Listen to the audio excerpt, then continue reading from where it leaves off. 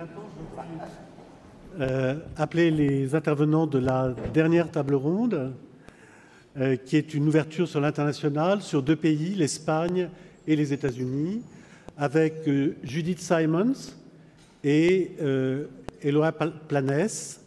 Peut-être que Maïté Estève, vous souhaitez aussi venir non, vous restez là.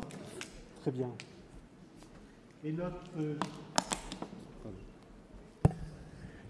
Et notre traducteur de l'espagnol, Jon Ortega, qui est stagiaire au ministère de la Culture, au service des Affaires financières et générales. Très bien. Alors d'abord, je voudrais remercier Judith Simons et Eloa, on dit Eloa Planès. Je vais vous présenter rapidement. Judith, vous êtes une personnalité dans la connaissance de la philanthropie à Paris et aux États-Unis. Vous avez été la première, je crois, à faire un cours sur la philanthropie à partir de l'exemple américain qui vous est particulièrement familier, à l'ESSEC. Et vous êtes aujourd'hui, vous enseignez la philanthropie, le mécénat à Sciences Po Paris. Et nous avons déjà d'ailleurs eu l'occasion de travailler ensemble, d'échanger ensemble, la mission mécénat et vous, pour une conférence, débat qui a eu lieu à l'ambassade des États-Unis il y a, je crois, c'était avant le Covid, en 2019. Monsieur Planès, vous êtes-vous un chef d'entreprise? Vous êtes le patron de Fluidra. Alors, Fluidra, c'est une entreprise leader dans le domaine de l'installation de piscines, dites-moi si je me trompe, de piscines et d'équipements de bien-être. Et c'est une entreprise qui est très connue en Espagne et dans le monde. Et en France, évidemment. Vous êtes par ailleurs, et c'est aussi pour ça qu'on vous a invité, bien entendu, le président d'une fondation avec laquelle le ministère de la Culture français a noué des relations voici quelques années, qui est la fondation Catalunya Cultura. Et ceci pour deux raisons. D'abord parce que c'est une grande fondation de Barcelone qui réunit des chefs d'entreprise mécènes qui font beaucoup de mécénat depuis des années, et notamment dans le domaine culturel. On connaît la vitalité culturelle de la Catalogne.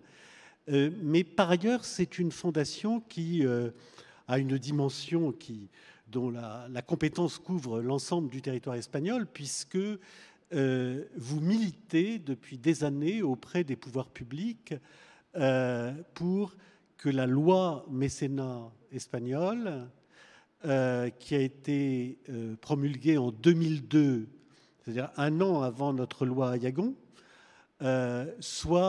évolue, soit mieux adaptée à l'évolution du mécénat d'entreprise, à la générosité individuelle. C'est une loi qui est d'ailleurs déjà assez généreuse. Donc voilà, je vais à tous les deux vous poser un certain nombre de questions. Alors, je vais commencer par... je voudrais présenter aussi Jon. Alors, Jon qui est stagiaire Sciences Po, du département des affaires budgétaires du ministère de la Culture au sein du service d'affaires financières et générales.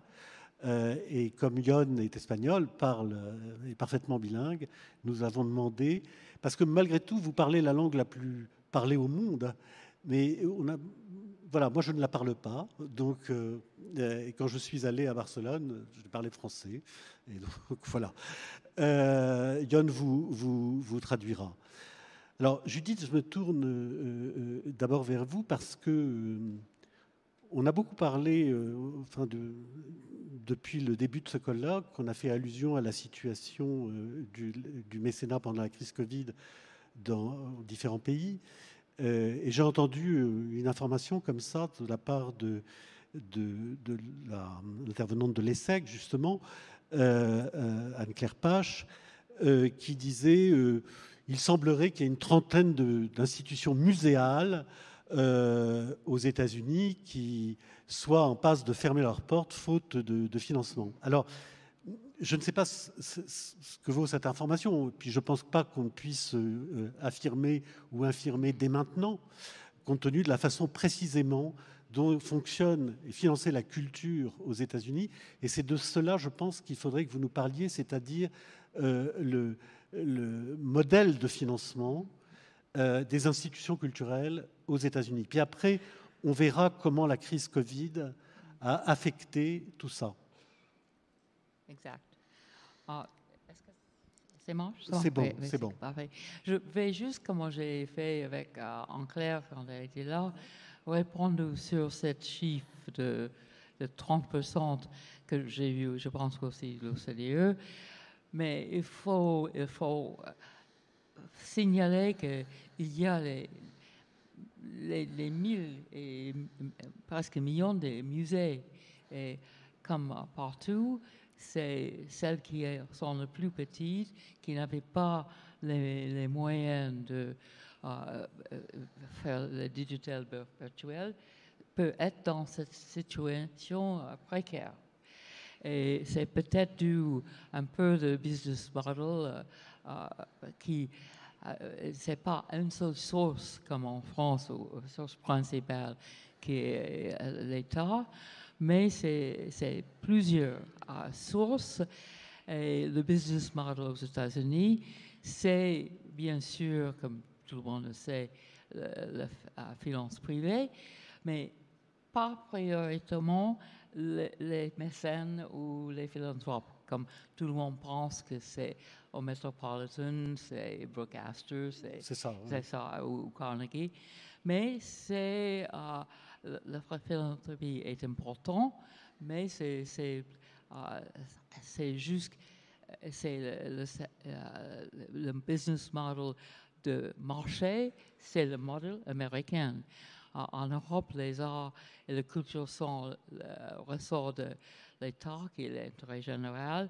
Mais chez nous, c'est ce qu'on appelle, qui n'est pas quelque chose de très répandu, merit culture. Et on achète, oui, et on achète. Et il y a beaucoup de partenariats public-privé, mais je pense que c'est une mentalité que je ne défends pas, mais qui est la nôtre. Qui disait Andrew Carnegie, il était ravi d'installer, faire construire Carnegie Hall, the New York City Library, etc. Mais il a dit que c'est pas à moi de financer son fonctionnement, c'est les Américains, c'est les citoyens qui doivent payer. D'abord le public. D'abord le public. Alors, c'est vrai également en France, mais le problème ne se pose pas tout à fait dans les mêmes termes. Oui, et c'est pas aussi clair. C'est pas aussi clairement affirmé. C'est ça.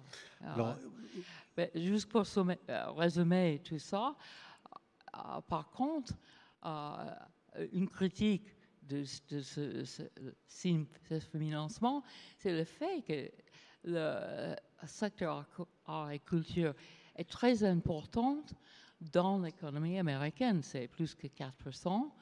Et c'est plus grand que beaucoup de secteurs dont on parle dans l'économie plus souvent, l'agriculture, bâtiment, les secteurs industriels. Mais c'est la culture et aussi il y a ce qu'on appelle un knock-on effect du secteur culturel parce que c'est réel, tourisme, restauration et tout.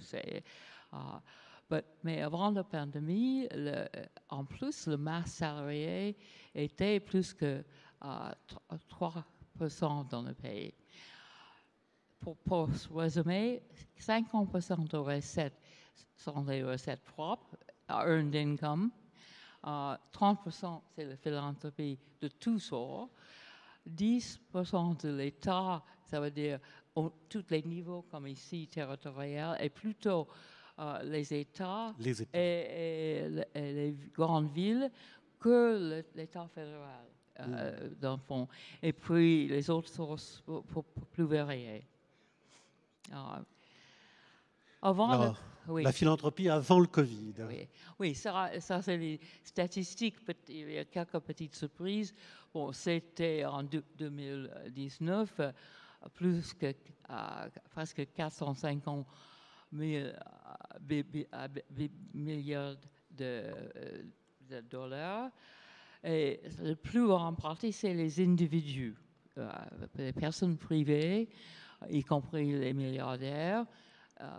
17% des fondations, 10% des legs, et au contraire de la France, 5% de la culture est financée par les entreprises. Je ne sais pas, en Espagne, vous allez nous dire. Il va nous dire. Mais en France, ça monte beaucoup plus haut, comme vous savez. Et aussi, un autre choc de notre philanthropie est que uniquement 5% de toute cette somme affichée en haut va à la culture. Oui, alors ça revient, ça s'inscrit en faux contre une idée qu'on a beaucoup en France, mais qui est due aux grandes institutions culturelles américaines. On parlait du MoMA, du Metropolitan, du Carnegie, etc., qui évidemment drainent beaucoup d'argent. Oui. Mais c'est 5% au total. C'est quand même, avec Rockefeller, le MoMA et tout, c'est 5%. Et pour les entreprises aussi, dans leur total de financement philanthropique ou mécénat, c'est pas le sponsoring, ça c'est des autres budgets qui ont aussi touché les cultures. C'est corporate philanthropy. Oui, non, corporate sponsoring. Corporate sponsoring. Sponsoring, c'est ça, c'est le département de marketing, etc. Et eux aussi, c'est que 5% de leur budget de fondation corporate et tout ça. OK? Mais ils sont loyaux. Je pense qu'on a parlé de ça dans la journée aussi. Les philanthropes de tout genre restent fidèles, même s'ils sont un peu moins dans cette période. Ils voulaient rester avec les associations qui financent. Et après, on va parler de ce qui est voilà 2020. Oui. Et ce qui est intéressant aussi est que la masse de fonds philanthropiques a monté. Comme en France. Oui, c'est une grande croissance. Mais le parti qui allait à la culture est descendu à 4%. C'était 5%. Mais si vous allez voir et les autres restent. Je pense que l'autre chose plus révélateur et à mon avis triste de cet schéma, c'est que notre plus grand problème mondial, c'est le climat et l'environnement, et c'est 3%. Et ça, c'est aussi avec les animaux, les petits chats qui bénéficient des fondations de Vietnam. Alors là, les chiffres sont impressionnants parce qu'on est en billions. On est milliards. En milliards de dollars. Oui, hein, voilà. Mais un grand pays. Oui, certes, mais ce sont des chiffres très, très nettement supérieurs à ceux que l'on connaît en France. Alors, pourcentage de GDP, les États-Unis, chaque année, a le plus grand pourcentage de personnes qui donnent, de montants qui est donné. Mais c'est une tradition. C'est une tradition. 2,2% de GDP chaque année est nettement mieux, plus que les autres. Donc un modèle économique qui est complètement différent du modèle que nous connaissons en France et dans d'autres pays occidentaux. Alors je vais me tourner vers Monsieur Planès. Je me souviens qu'en Espagne, les institutions culturelles avaient été frappées il y a quelques années par la crise économique. Je me souviens d'institutions qui avaient perdu, mais alors là, c'était leur budget public, de manière très impressionnante, jusqu'à 50-60% de budget public.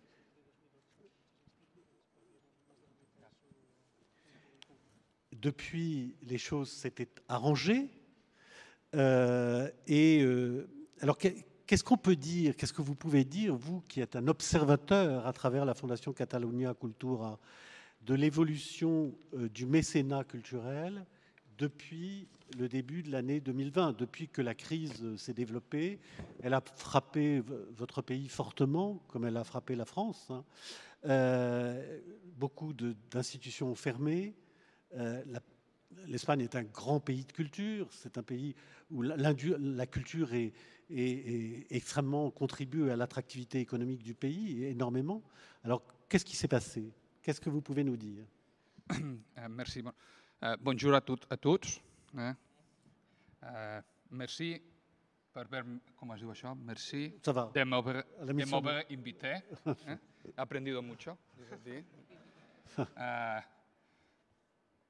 Bueno, hablo en español, me perdonan. Bueno, claro, la situación en España ha sido evidentemente muy parecida al resto de los países del mundo, ¿no? El impacto de la pandemia ha impactado fuertemente sobre el mundo de la cultura, sobre un mundo de la cultura que ya estuvo muy impactado en la crisis financiera del 2007 y que de alguna manera ya había dejado muy tocada. Aidú, oui, Mars. C'est bien. Comme expliquait M. Planès, la crise sanitaire a eu un effet très fort en Espagne comme ailleurs, et notamment sur le secteur de la culture, d'autant plus que la culture avait déjà été fragilisée par la crise financière de 2007. De hecho, miraba las cifras que esta mañana comparábamos aquí, ¿no? Yo veía las cifras de Francia con una caída de un 11%, la caída en España de ingresos en el mundo cultural ha sido superior al 30%. Si on s'en tient aux chiffres, en France, par exemple, la baisse des ressources du monde culturel est de 11% lors de la crise, et en Espagne, elle était de 30%, donc un impact beaucoup plus fort qu'en France. Y esto teniendo en cuenta el tema de audiovisuales, plataformas, porque si quitamos esta parte, ¿no? La parte de, ¿no? El resto de la cultura, pues prácticamente desciende más del 50%.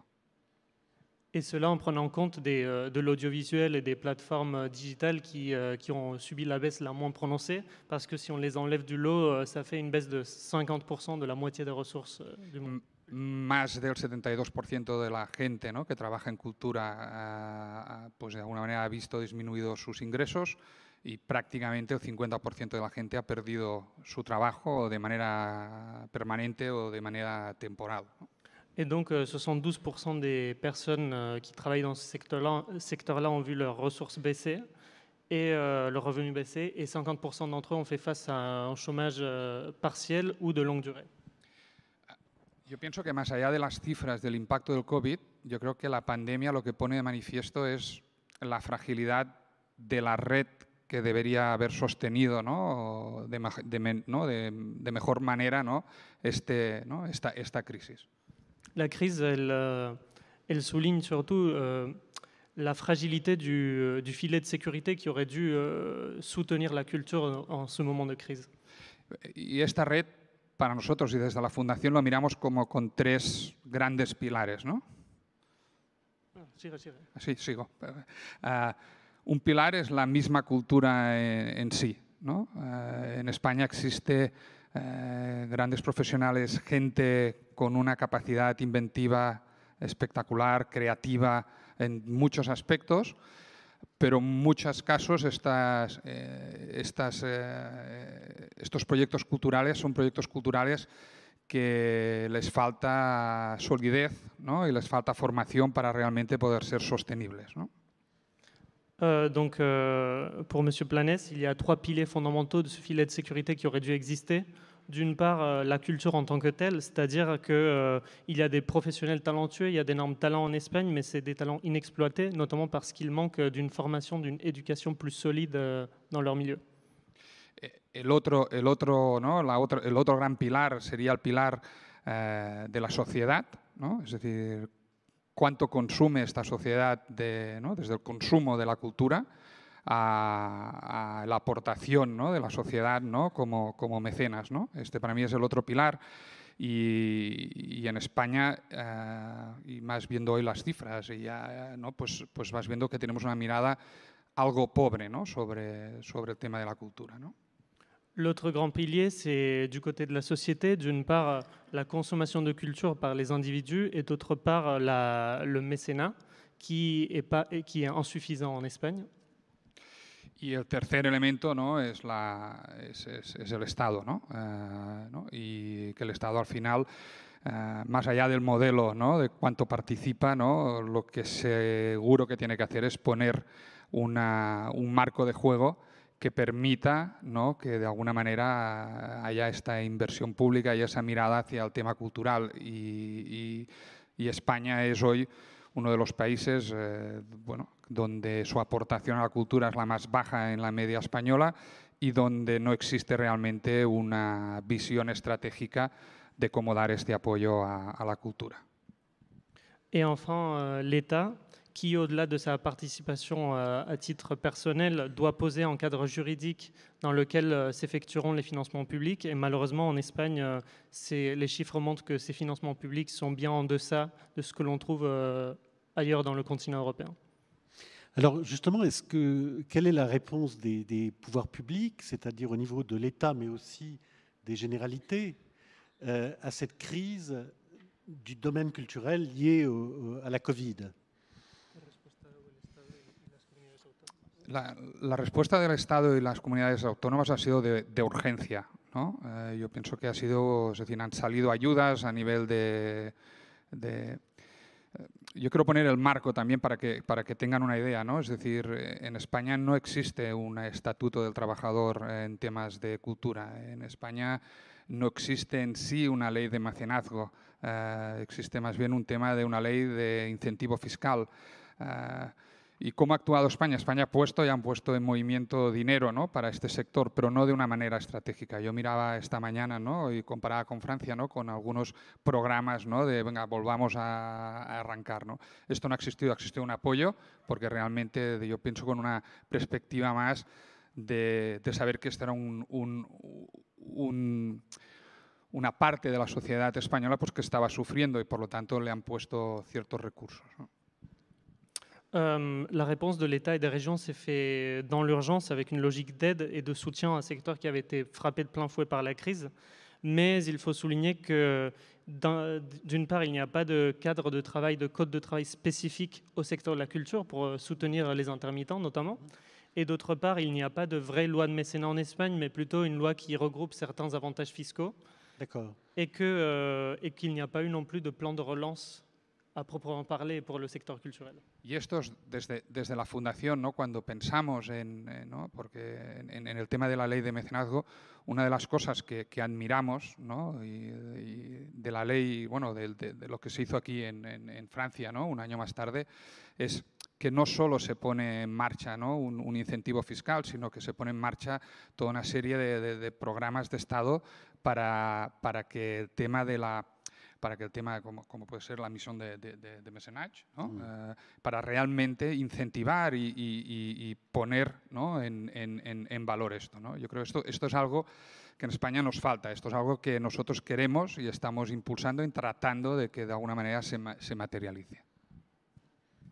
Et à propos de la loi du mécénat, quelque chose qu'en Espagne on voit d'un regard très positif vis-à-vis de l'exemple français, c'est le fait que la loi du mécénat française n'a pas seulement introduit des dispositifs fiscaux, mais aussi introduit des services, notamment justement le service de mécénat. Une organisation. Oui, une organisation, la mission du mécénat, afin de rapprocher les acteurs privés et publics et de permettre enfin à ces entreprises de se saisir des dispositifs fiscaux.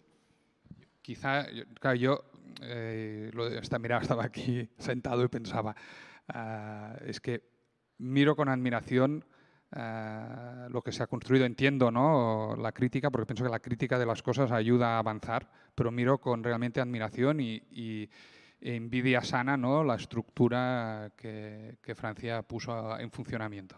Alors, néanmoins, l'Espagne est un pays où il y a une tradition philanthropique.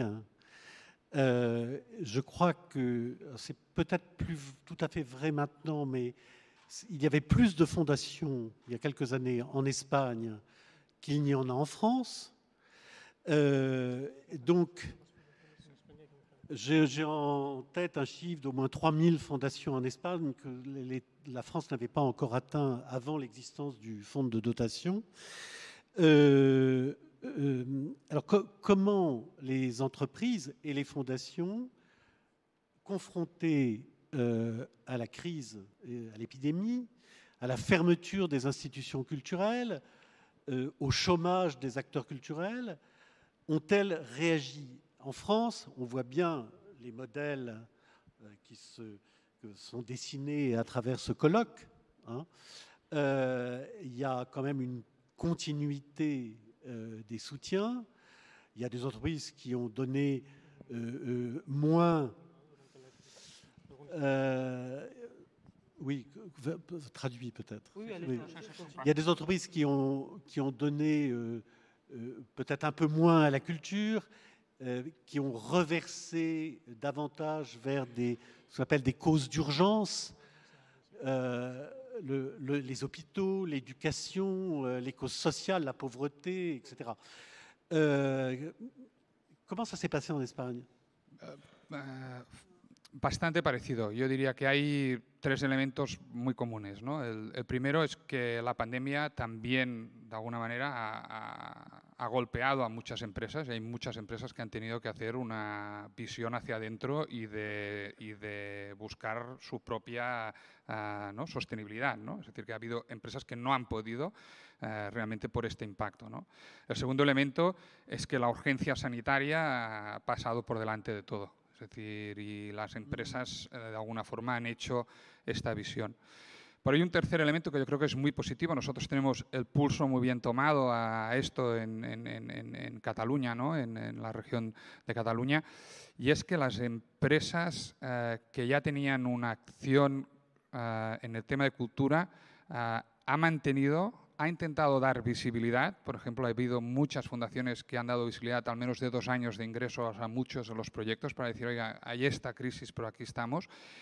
Y hay otras que han asumido pues, seguramente el coste de aquellas que no han podido invertir porque tenían un problema económico, ¿no?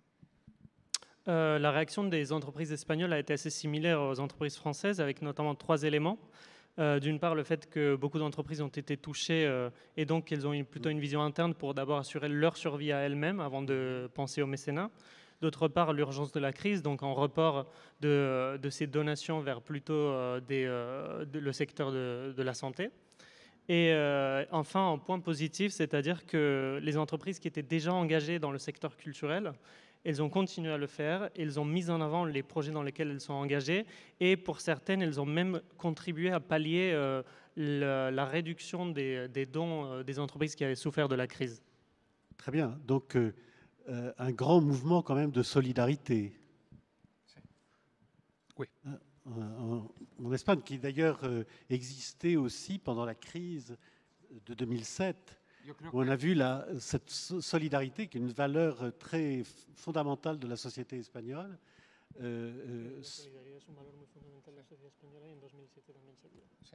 Yo pienso que sí, es una realidad. Yo creo que la gente ha intentado actuar y pienso en esta crisis seguramente todavía con mayor intensidad. ¿No? Yo creo que ha habido una gran generosidad y la gente ha estado más y todo, ¿no? Porque estuvo en el 2007, pero yo creo que en esta crisis muchísimo más. Y creo que hay un elemento que yo antes decía, es verdad, las empresas han tenido una mirada más hacia temas, ¿no? sanitarios, hacia la urgencia sanitaria que había, pero también, y también ha habido una mirada más hacia temas de inversión en tecnología ¿no? y en I+D porque se veía como una necesidad en este momento, pero sobre todo yo creo que la gente se ha dado cuenta de que así como ¿no? la sanidad nos curaba el cuerpo, ¿no? Durante esta pandemia la cultura ha salido al rescate, ¿no? del alma y de nuestro balance psíquico, ¿no? Y eso yo creo que es un elemento potente para seguir empujando esta idea de mecenazgo en las empresas, ¿no? Dentro de esta ¿no? responsabilidad social corporativa, no poner de mayúscula también esta responsabilidad ¿no? cultural corporativa, ¿no? Donc, aujourd'hui, les gens se sont engagés avec encore plus d'intensité dans cette générosité qui caractérise l'Espagne. Et il faut dire que bien que de nombreuses entreprises aient reporté leurs investissements ou leurs dons sur le secteur de la santé ou sur le secteur de l'investissement et de la recherche, pardon, de l'innovation et de la recherche, les gens se sont rendus compte que de la même façon que la santé permettait de soigner le corps, c'était la culture qui permettait la salvation de l'âme. Et donc, il y a eu une réponse forte des entreprises en lien avec leur responsabilité sociale et responsabilité culturelle. Très bien. Alors, je vais me retourner à nouveau vers Judith et on va regarder comment ça s'est passé aux États-Unis, l'impact de la crise sur le secteur culturel. Et je dirais que ça, fait ressortir des choses qui sont un peu endémiques dans la société américaine, des États-Unis, notamment les questions liées aux origines ethniques. Oui, et solidarité. Ça c'est vrai. Et la solidarité. Oui. D'abord, il y avait cet impact sur la culture économique et personnelle aussi. C'était très dramatique. Et c'était le secteur qui avait la perte d'emploi peut-être le plus grand dans le pays. Et leur propre chiffre d'emploi était baissé 16% que en 2019. Les chiffres qui caractérisent la position fragile dans toutes les sens de financement, c'est que 61% des entreprises culturelles, etc., a eu une expérience sévère vu leurs ressources diminuer contre le moyen de tous les autres secteurs qui était 31%. Bon, ça, c'est assez dramatique. Les plus impactés.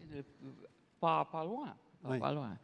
Et la perte totale, je dois parler comme mes collègues de matin, que les chiffres sont... Bon, aux États-Unis, on est le mieux chiffré dans le, si on peut dire ce mot, oui. en français, dans le secteur de philanthropie, parce que c'est lié à nos impôts et on ne peut pas éviter où est l'argent.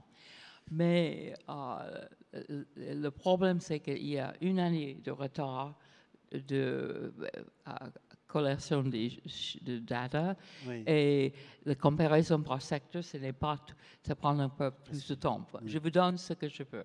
Et vous pouvez tirer un peu vos propres résultats. Mais dans toutes les organisations de but non lucratif artistique, ils ont un perte de plus que 18 milliards de dollars, qui n'est pas négligeable. Et que, peut-être comme en Espagne aussi, 99% des événements à caractère artistique ont été annulés, qui ont entraîné des nouveaux milliards de déficit, un déficit qui vient à la fois de recettes qu'ils n'ont pas plus à avoir, et la philanthropie, et aussi retraite des ressources publiques aussi. Le plus impacté, qui répond à ce que Robert vient d'avoir dit par les populations de couleur, c'était ce qui est maintenant un acronyme qui est très, très connu aux États-Unis, le BIFOC, qui veut dire Black, Indigenous, People of Color. Et c'est bien sûr eux, non seulement ils ont été le plus impactés par la pandémie, et aussi économiquement, ils ont souffert le plus de chômage, 69% contre 66%. OK? Et maintenant, on peut regarder un peu ce qui a été la réponse après. Bon, ça c'est le schéma, le fait que le bon news, c'est que le financement par philanthropie de la culture a augmenté progressivement pendant 40 ans. Et la première fois que c'est vraiment baissé, c'était en 2020, Oui, quand c'est baissé, 20, à peu près 20 milliards de dollars, qui n'est pas négligeable. Où les États-Unis bénéficient dans cette crise, c'est par le fait que nous avons un écosystème dans notre financement hybride qui est assez sophistiqué, qui veut dire, et qui ont l'habitude de travailler ensemble dans les alliances publiques et privées. Et juste pour vous donner quelques idées, surtout par le nom, que je ne vais pas. Oui, c'est les Américains pour les arts. Il y a les sites web qui tous les jours sont à jour, où vous pouvez trouver les fonds pour les individus pour salaire, les prêts pour les loyers. Et il y a aussi les fonds publics, les Artist Relief Fund. C'est un exemple d'une coalition des fondations qui sont réunies de compléter l'offre du gouvernement fédéral par les grands financements de CARES et tout. Et il y avait aussi l'American Rescue Plan qui a recréé les lieux de création. C'est privé. C'est privé. C'est privé. C'est privé. Public, c'est une loi qui a été proposée et financée, Save Our Stage, ça veut dire sauver nos scènes, et $1 milliard aux arts de la scène. Et ça et en plus, la seule organisation pour financer la culture américaine, qui est National Endowment pour les Arts, a joué un rôle de coordinateur de toutes ces ressources publiques-privées. Et ce qui est intéressant avec le National Endowment, c'était créé par la Fondation Ford en 1965. Et il a très peu d'argent.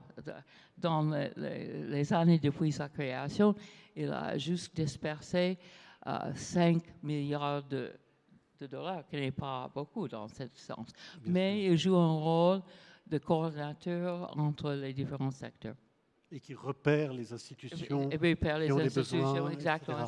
Alors c'est intéressant, puis vous dites, vous ajoutez, mais les chiffres ne sont pas encore connus, les villes, les États, l'État fédéral. Parce qu'en fait, aux États-Unis, il y a quand même beaucoup d'institutions culturelles publiques. Et il n'y a pas que des institutions privées. Il y a des institutions de ville, par exemple. Oui, un peu. Oui, un peu. Et le Smithsonian, c'est le grand musée. Souvent, comme Lincoln Center, qui est un bon exemple de public-privé, c'est les grandes institutions culturelles sont un modèle avec, et ça c'est le rôle de catalyste et levier de la fondation des fonds privés, c'est de mettre ensemble une coalition de gouvernements locaux, les entreprises et les philanthropes. Et ça, c'était répliqué dans plusieurs villes de ce qui est arrivé. Le National Endowment regroupe tout ça. Et je pense qu'il y a plusieurs exemples de fondations comme Mellon qui a donné pour les groupes régionaux. Le Wallace Foundation a donné 53 millions pour les associations culturelles de couleur. Plusieurs groupes de fondations, tout au début, ont donné les gros fonds pour travailler ensemble. Beaucoup d'inspiration de Rockefeller Foundation et Ford et Bloomberg. Et puis, vous avez tous entendu parler de Mackenzie Scott, l'ex de Bezos, et qui est la première personne de donner ces grandes sommes aux institutions des populations marginalisées.